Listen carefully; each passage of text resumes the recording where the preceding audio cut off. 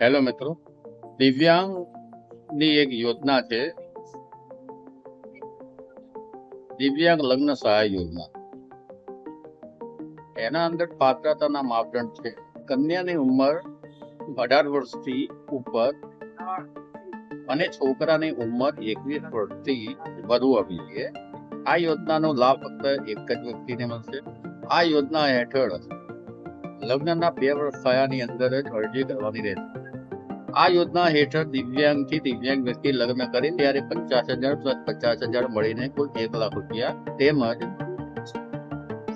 સામાન્ય વ્યક્તિથી દિવ્યાંગ વ્યક્તિ લગ્ન કરે ત્યારે ₹50,000 ની સહાય ચૂકવવામાં આવે.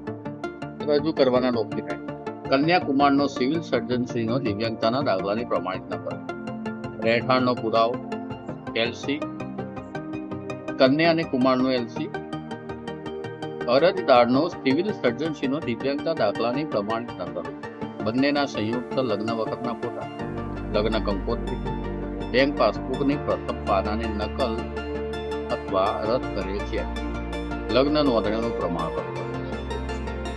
દિવ્યાંગ લગ્ન સહાય યોજના. ફોર્મ ભરવા માટે તમે દ્વારા ઓનલાઈનનો સંપર્ક કરી શકો છો. મોબાઈલ નંબર સ્ક્રીન ઉપર આપેલો છે.